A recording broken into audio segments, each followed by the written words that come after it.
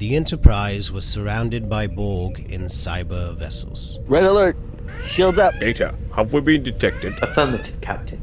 They are moving to intercept. We are being held, Captain. On screen, Mr. Worf. On the view screen, 3 figures appeared.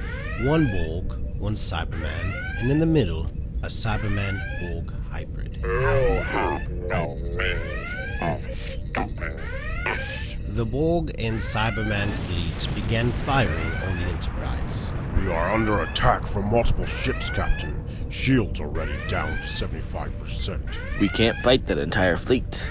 Agreed, number 1. Data, get us out of here now. Best speed. Already working on it, Captain. The Enterprise came about and retreated. The Borg and Cybermen in pursuit. Who is that with the Borg? We've never seen them before. Those are the Cybermen. Very bad. As bad as your Borg, if not worse. You know them, Doctor. I know them all too well, unfortunately. For the moment, I recommend getting as far away as possible until we can work out what their plan is. No argument here. It's not like the Borg to cooperate with anyone. Are they allies? Who was that? In the middle? In the chair? Probably a cyber controller. One of their leaders. Only fitted somehow with the Borg technology. You do know them. What more can you tell us? Data turned in his seat to interrupt the captain. Captain, the pursuing ships are gaining on us. They will intercept in approximately 17 minutes. Data, buy us some time. Find us some cover. An asteroid field, gas giant, or nebula. Anything that will confuse their senses and discourage pursuit. The party's nebula is nearby, setting a course at high speed. Make it so, Mr. Data. On his order, the Enterprise headed for the nebula at full speed, closely followed by the Borg Cyberman Alliance. As the Enterprise reached the nebula, the Alliance ship began to slow. As predicted, Captain, the enemy appears to be hesitant to pursue us into the nebula. However, it will not take long for them to devise a way to force us out. But this will give us time to figure out our next step. Which brings us to you, our mysterious friend. For someone who claims no knowledge of the situation, you certainly find yourself in the thick of it.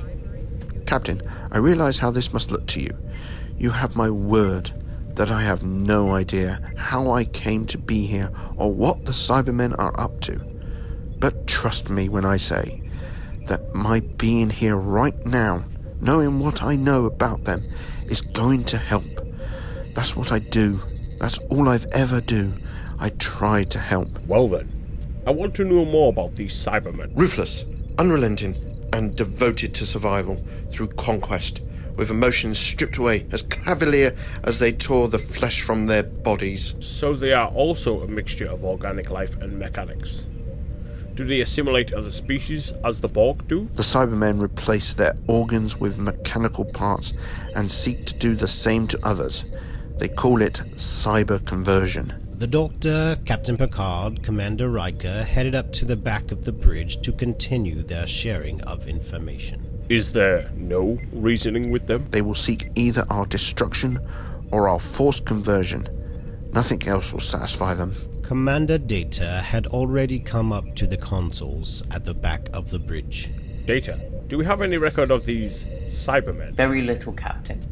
I'm scanning the historical database for any incidents with beings that match the Doctor's description and the visuals from the transmission. That's it, Data. What's this log entry from? The log entry is from the Enterprise. The Enterprise? The original Constitution class Enterprise, registry number NCC-1701, commanded by James T. Kirk. While visiting an archaeological site, a small group from the Enterprise encountered some beings referred to in the logs as Cybermen. On the screen was an image of a man, all teeth and curls, with a very long scarf.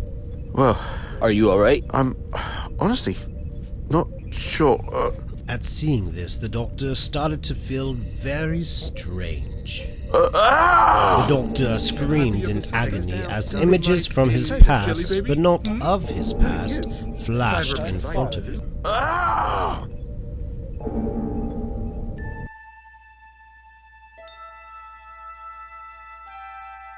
Space, the final frontier.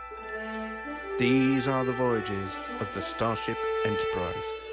Its 5-year mission: to explore strange new worlds, to seek out new life and new civilizations, to boldly go where no man has gone before.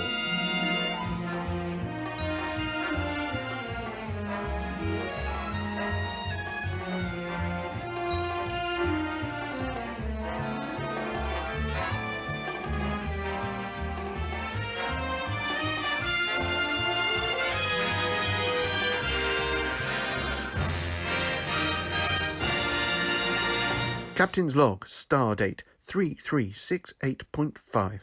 Mr. Spock, Dr. McCoy, and Commander Scotty are accompanying me to Apollo 3, site of a long-abandoned relay station, a peculiar build by an alien civilization centuries ago.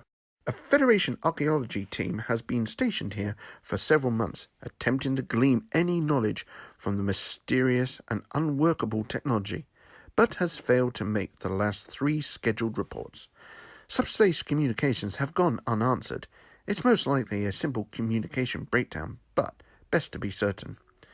The planet's unique radiation also prevents the use of transporters, necessitating our visit via shuttlecraft. Looking clear for landing, Captain. Take us down, Scotty. Aye, sir. The shuttle landed and the 4 men got out to take a look around. Seems quiet enough. Yes, it does. A voice called out to the landing party. Hello there. This is an unexpected surprise. Welcome to Aprilia 3. Well, when you stopped returning our calls, we thought we'd drop in for a visit. I'm Captain James T. Kirk, USS Enterprise.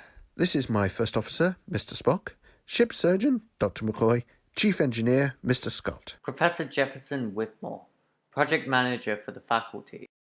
Our messages aren't getting through. I thought we'd iron that out. The same radiation belt that prevents transport functions can also jam subspace signals. We were sure we'd solved that problem, but it looks like we need to try again. Come, let me introduce you around. We'd be delighted, Professor Whitmore. The professor led the way into the complex. Right this way. Scotty whispered to the captain. Thoughts, Captain? On your toes, Mr. Scott. Inside, the archaeology team was busy examining the equipment and technology. This is the main relay station that was discovered. We still haven't been able to figure out how to activate it, although we have determined that there is still power circulating through it. Where that's coming from is something else we're not sure about. As the professor spoke, a woman walked over to greet the party. We have guest, Professor. My apologies, Doctor. Captain James Kirk of the USS Enterprise. This is Dr. Paula Zarlenga, one of our researchers. A pleasure, Doctor. We'd grown worried about you down here. The only thing to be worried about here is a slight stall in our research, but I'm confident we'll have progress to report soon. Absolutely. Now, if you'll excuse us, Captain, we must really return to our work unless you have any other concerns. No concern, Professor Whitmore. Sorry to have bothered you. Not at all, Captain.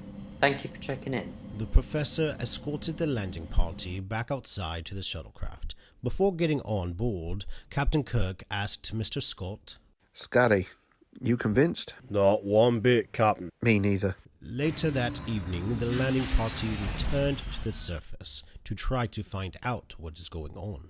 Why are we doing this again? Come on, Bones. You saw the people in there. Did that seem normal to you? They were practically zombies. You must admit, Doctor, by human standards, the research team seemed remarkably placid and unemotional. Exactly. I'm not buying it. They approached the door to the complex. It was locked. What do you say, Scotty? Any chance you can get us past the lock? I've not seen anything like it, sir, but that's never stopped me before. Scotty, time is of the essence. Aye, sir, I'm trying. A man, all teeth and curls, and a long scarf, walked up behind the landing party. Hello, can I be of assistance? Who are you? The doctor smiled and said, I'm the doctor. Having a little trouble with the door? You're with the research team? I've only just arrived. I'm certain I can help you out there, if you permit me. I'm having no luck with it, Captain. If he's got a solution, I'm for it. The doctor pulled out his sonic screwdriver, and within seconds the door opened. This should do the trick, I should think. Is that the key? Something like that. Now, who would like a jelly baby? The doctor handed each member of the landing party as they entered the building. Fascinating gelatin confectionery dusted within starch and moulded into the shape of a small child. You have to forgive our unannounced return to your facility, Doctor, but we were here earlier today. Something didn't seem quite right. Really? Do tell. The doctor and the landing party walked into the main control room where they found the archaeology team standing like statues in the middle of the room. Well, this seems a little out of the ordinary. Yes, I can agree with that. It's quite disconcerting, isn't it? Dr. McCoy snapped his fingers in front of Jefferson. Whitmore?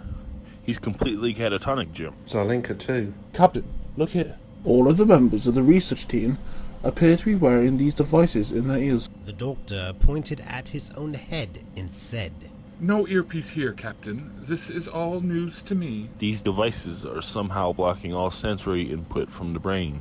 Dr. McCoy said as he examined one of the team. Without any input coming in, these poor people are just shut down? Can you remove them?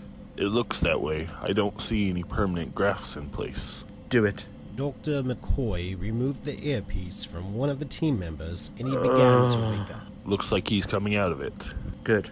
Spock, Scotty, wake the rest of these people up and let's get them out of here before whoever did this makes an appearance. Suddenly the door opened and 3 Cybermen were stood there. Spoke too soon. The doctor turned and pointed his sonic screwdriver at the door, causing it to shut. Cybermen, get the people out of here. Cyber who? As the door shut, the Cybermen crashed through.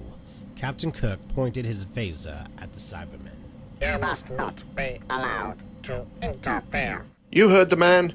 Get the research team to the shuttle. One of the Cybermen reached for his phaser and crushed it like a tin can. The other 2 pushed back, knocking the doctor over. Stop them. Let's go, damn it. You want those ungodly things jammed back in your ears? Spock and Mr. Scott prepared to fight as Dr. McCoy helped the others out the building. Prepare to fire, Mr. Scott. Their phasers had little effect on the Cybermen. You will not be allowed to interfere. Set your phasers to maximum power, Commander. Aye.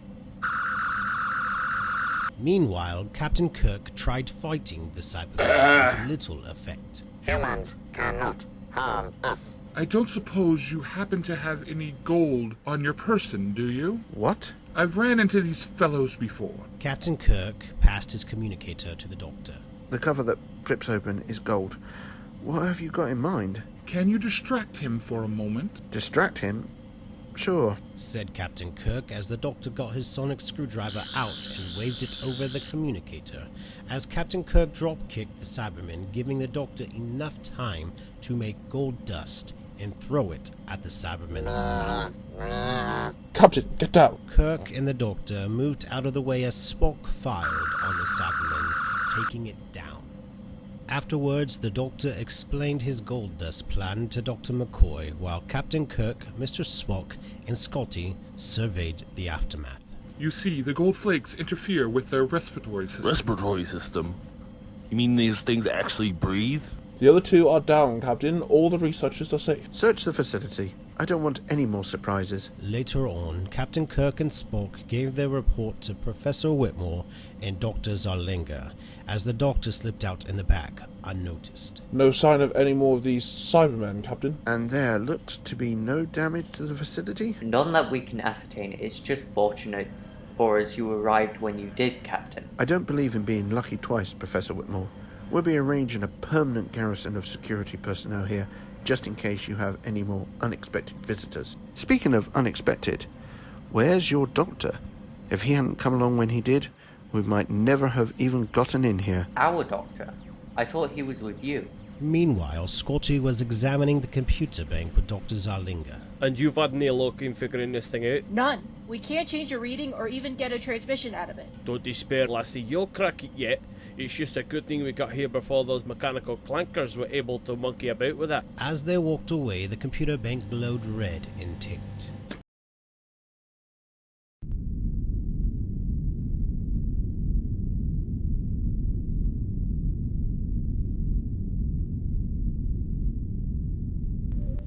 Well, that was unexpected. Back on the Enterprise, as the Doctor turned to Amy after what felt like his head imploding. Doctor, what happened? Do you require medical assistance? No, I'll be fine. That was me. I was there, I remember that now. Peculiar thing is, I also remember not remembering that. There's no record of you in the log. The chap in the scarf, that was me. I just looked a little different. How could you have been there? It's a little hard to explain, really. He does travel a lot, you know. That would make you more than 100 years old. Don't be ridiculous, Commander. I'm nowhere near 100. Captain, if I remember things that should not be, we're all in even greater danger than I realize. Indeed. First things first. What is our status, Mr. Worf? Scanners show no sign of pursuers, Captain. Perhaps they gave up. That's not like the Cybermen. If they've given up on us, it must be in pursuit of something more important. Bigger fish to fry. You may be right, Doctor.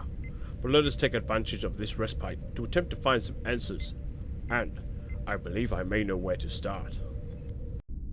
Captain Picard, the Doctor, Amy, and Rory left the bridge and went down 10 decks to the forward part of the ship. Now where are we going? If everything you're telling us is true, then I have a friend of whom you have much to discuss. They entered 10 forward, where inside a woman stood behind the bar, a woman of great age and wisdom.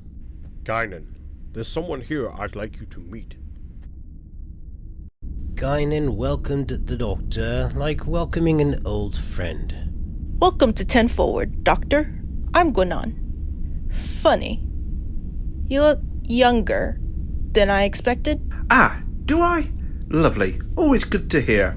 Said the Doctor, a little confused, which was strange for him. Come, let's sit down. Amy, Rory, please join us. You too, Captain. You're as much a part of this as he is.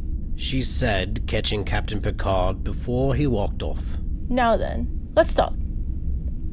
Tell me, Doctor, I assume that's your TARDIS parked down below in the holodeck?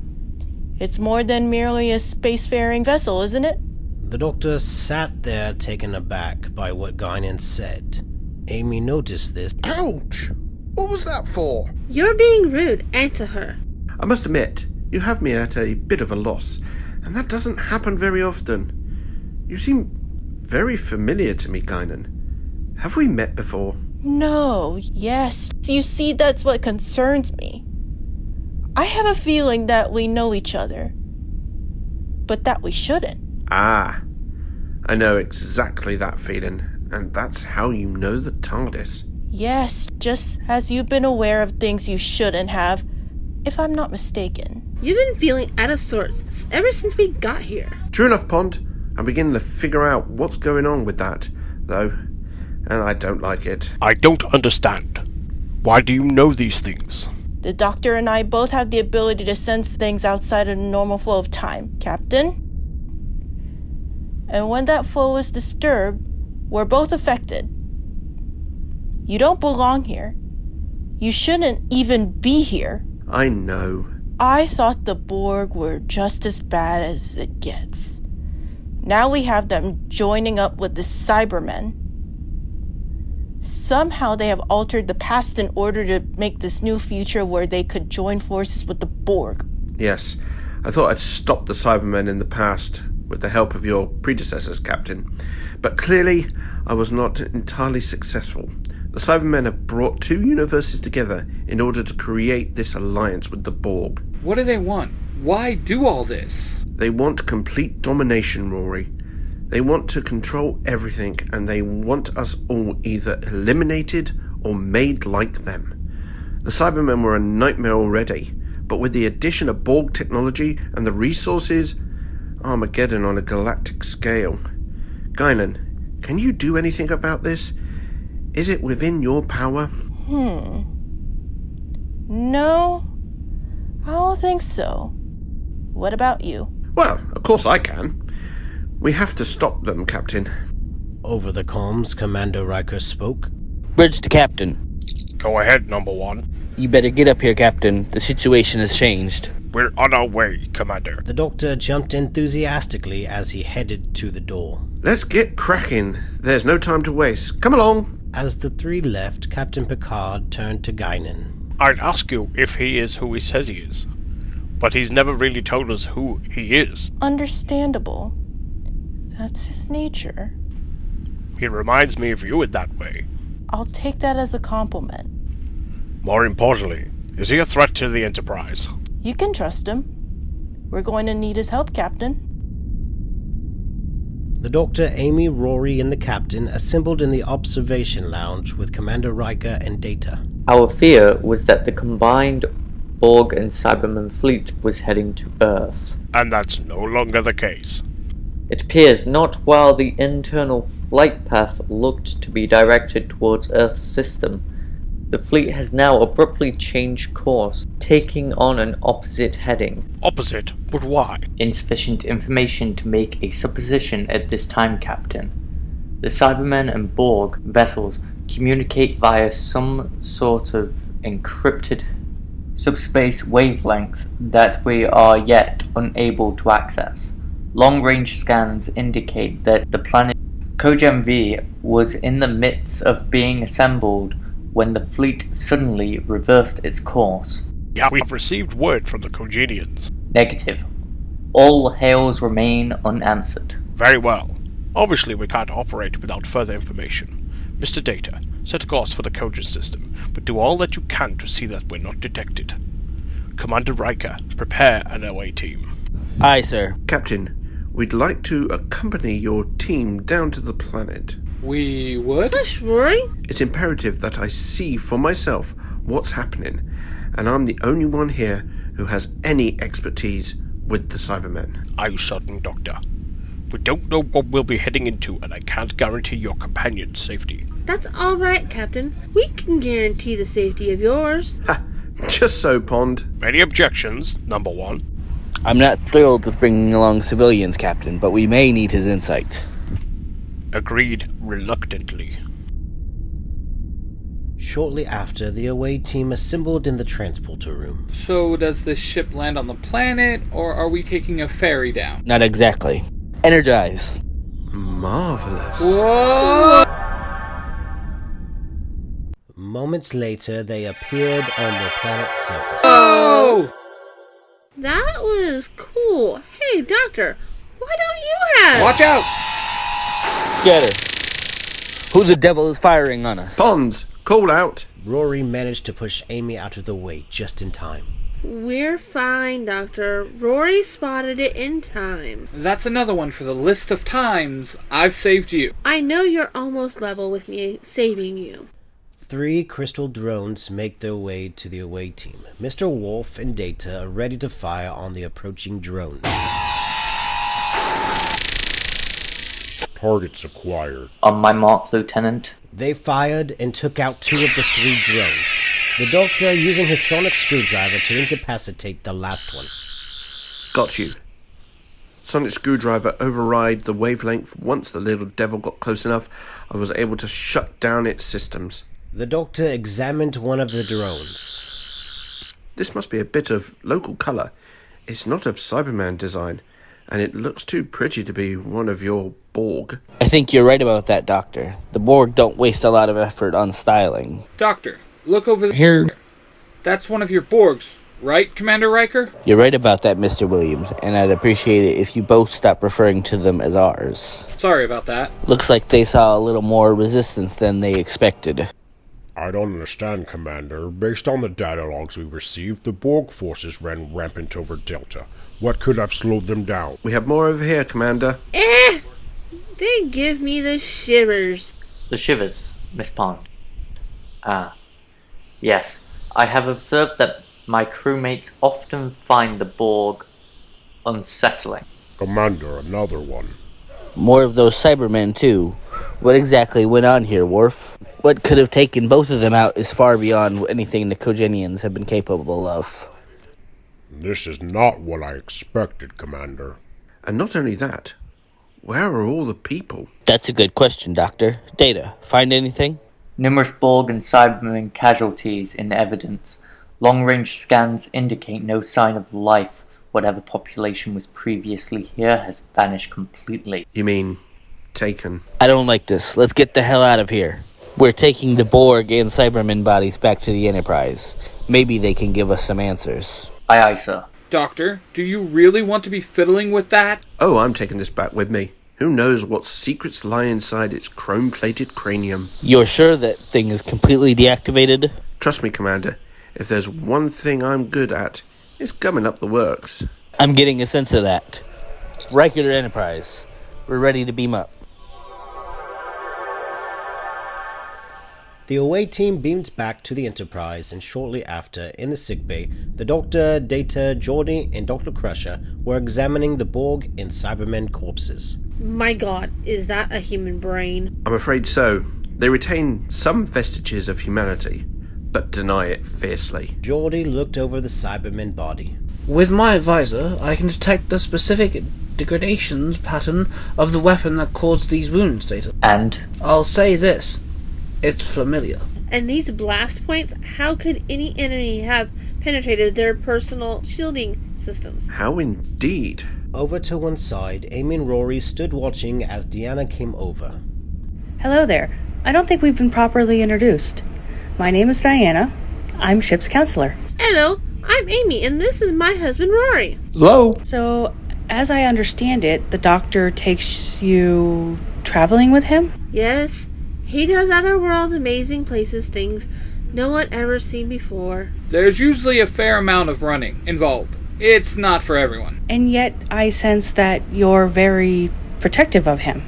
At these words, Amy looked at Deanna with a serious and emotional stare.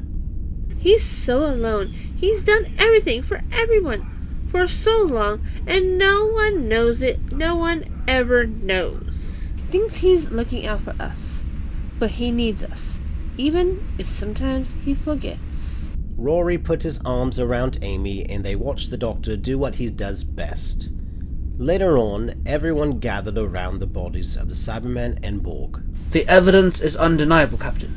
There was no attack from the third party on the Borg and the Cybermen forces on Kogan 5. I don't understand. The fragmentation and degradation patterns on the Cybermen's wounds match precisely those of Borg cutting beams.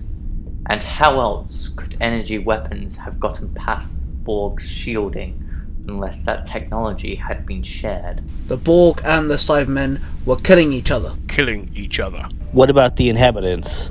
Were they assimilated like the Deltans? I'm afraid I may have some answers for you, Commander. I managed to pick my way through the electronic brain of this sentient drone from the planet and secured some video from its memory. With your permission, Doctor? Of course. With the wave of his sonic screwdriver, images appeared on the medical monitor of the Cybermen firing on the Borg. And there you have it. The Borg have been betrayed.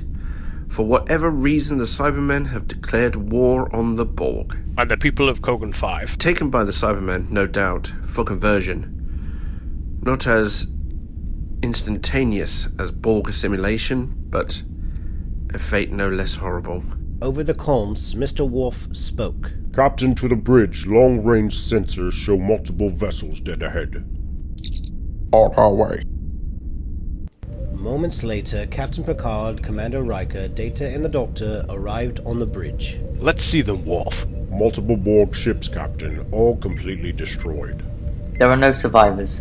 Based on the extent of the destruction and mass wreckage, I would estimate that the majority of the Borg ships that we saw earlier were destroyed in a battle with the vessels of the Cybermen. Where did they go, Data? Warp signatures indicate that some Borg ship retreated from the battle. The Cybermen fleet resumed course towards the Delta Quadrant towards Borg Space Captain. I have to say, Captain, the way the Cybermen dispatched the Borg, I don't want to say it, but I admire it.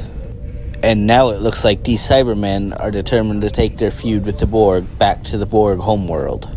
The enemy of my enemy is my friend, eh? Number one. Something like that. You can't be serious, gentlemen. Trust me, the Cybermen are not your friends. You may very well be right, Doctor. Yet considering all the pain, suffering, and slavery that the Borg have brought to the members of the Federation, not to mention the untold billions of victims of their assimilation, I can't help but think, good riddance, said the captain as he looked at the screen in the mass of destroyed ships. Captain, we are being hailed. It's a subspace communication from the Borg. It's from one of the surviving ships. Put them through, Lieutenant. On the screen, a Borg drone walked into view. We are the Borg. We seek a truce with you, Locutus of Borg. We offer an alliance against our common enemy. There are no Locutus. Angrily, Captain Picard turned to Worf and said, Cut them off, Worf. No response. Captain, or is it Locutus? You have to listen to me. The Cybermen won't stop with the Borg homeworld. We must hear them out. As I said, Doctor, there will be no Locutus, nor will there be a truce. The Borg will receive no assistance from me.